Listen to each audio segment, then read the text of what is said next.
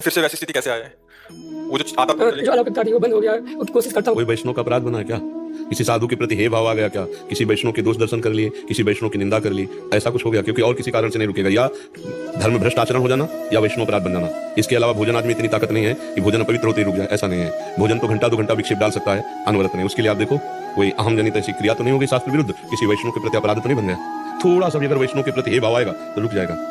पक्की बात है, खुद अनुभव की बातें हैं। अगर किसी संत वैष्णव के प्रति थोड़ा भी आपने विचार किया, जरा भी किसी के प्रति दोष भाव आ जाएगा तो फिर ये रुक जाएगा। ऐसा अपने राम की नजर में ऐसा कोई नहीं है, परंतु हो सकता है नहीं, इसको खोजना पड़ेगा और मन से उन वैष्णव से क्षमा मांगनी पड़ेगी। तो आप ऐसा करो, हम जो वचन बोल रहे हैं उनको बोलना, हे विश्व के व्यक्त अव्यक्त संत जनों, हमारे द्वारा जाने अनजाने में शारीरिक मानसिक वाचिक जो भी अपराध बन गया हो वो क्षमा करो। हे विश्व के व्यक्त अव्यक्त संत जनों, हमारे जाने अनजाने में जो भी अपराध बन गया हो क्षमा करो। प्रभु हमारे इष्ट के भजन में जो बाधा पड़ी है उसे दूर कर दो, या हमें प्रायश्चित बता दो कि हम उसका प्रायश्चित क्या करें। करुणा करो, हमारा भजन पुनः चल जाए। ऐसा एकांत में आप समस्त संतों को प्रणाम करके ऐसा करना, और जिसकी छवि आ जाए, झांकी आ जाए और ध्यान आवे कि हमने इसको ये कहा, तो तुरंत अगर वो विराजमान हो तो उनके पास जाके क्षमा मांग लो, नहीं तो मन से क्षमा मांग लो, फिर भजन चलने लगेगा। अन्यथा ऐसे नहीं रुकता है, ऐसे वैष्णव अपराध बन जाता है। वो बड़ा सूक्ष्म होता है वैष्णव अपराध। तो ये जो आपकी स्थिति है, ये कोई खान पान से या ऐसे साधारण से नहीं, कोई वैष्णव अपराध नहीं। जैसे हरिराम व्यास जी महाराज थे ना, तो उन्होंने कहा कि व्यास जी तो निर्गुणिया संत हैं, वृंदावन के नित्य विहार रस का भजन बंद हो गया, लीला बंद हो गई हरिराम व्यास जी की। तो उन्होंने अपने गुरुदेव हरिवंश महाप्रभु से कहा, तो हरिवंश महाप्रभु ने कहा प्रभु के किसी निज जन का अपराध बन गया, इसीलिए लीला बंद हो गई। अब उनका प्रभु अपराध तो हम किसी से मिलते नहीं करते नहीं। जब ध्यान आया तो उनका प्रभु बात बात में ऐसा कह दिया, बोले अपराध बन गया,